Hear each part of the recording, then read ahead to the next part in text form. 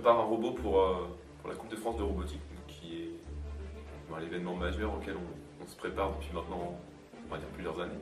La Coupe de France de robotique, donc, ça se passe tous les ans, c'est sur 4 jours, mi-mai-juin.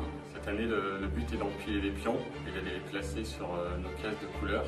Il y a une compétition qu'entre les robots en fait, pas entre les pions. Nous avons un cahier des charges très strict que nous devons suivre. L'objectif, c'est de réaliser un robot qui soit totalement autonome.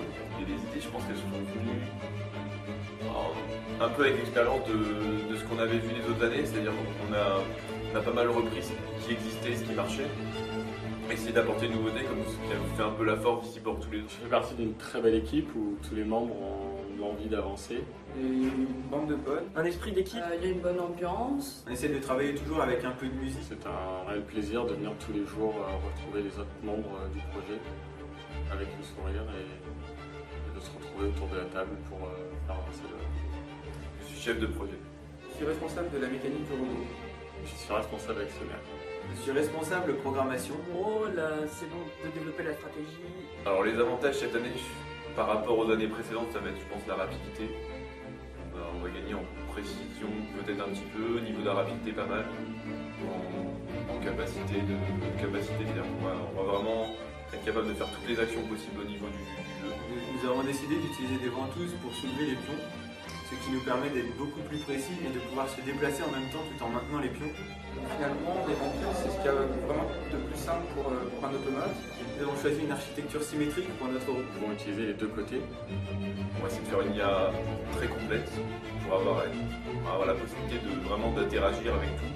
Il y a très peu de limitations finalement parce qu'on a décidé de faire un robot qui soit vraiment très polyvalent. Empiler les pions, déplacer les pions, aller les mettre sur nos cases, détecter l'adversaire, savoir où il est, agir en fonction de ce que fait l'adversaire. D'autres contraintes qui sont par exemple des contraintes de poids qui nous permettront d'être plus rapides, plus précis. Un périmètre qui est défini. La limitation principale, c'est qu'il ne peut pas faire la dernière action, c'est-à-dire monter sur un... Après la Coupe de France de l'année dernière, nous avons eu une ébauche des règles. Nous avons commencé le brainstorming il y a 10 mois.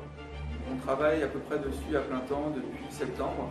Jusqu'à présent, ce projet nous a pris 1500 heures et il doit nous rester environ 500 heures pour le finir et être performant à la Coupe de France. Alors nos adversaires, c'est évidemment les grosses équipes. On va dire comme tous les ans, RCVA. Polytech. Maintenant, aucune des équipes est à mettre à l'écart. On a toujours très bien vu que la nôtre. Puis maintenant 4 ans, on va dire qu'on est en forte croissance, donc on a pas mal de pression cette année. L'année dernière, on a fait une très très jolie place. On est arrivé au pied du podium. Donc l'année dernière, on a fait 4e, qui était une très belle performance. On essaie d'y mettre du cœur et de faire un robot qui est un peu à notre image. Le 1er 4 juin, nous allons participer à la Coupe de France de robotique. Donc le but, ça va être de faire un robot très performant pour pouvoir obtenir les meilleurs résultats possibles et pouvoir ainsi gagner la Coupe de France. Une grande réussite et une bonne victoire. Gagner. Une très belle réussite. Bonne chance pour l'édition de la Coupe de France robotique 2011 à la Ferté-Berre. Que le robot crame pas juste avant la coupe.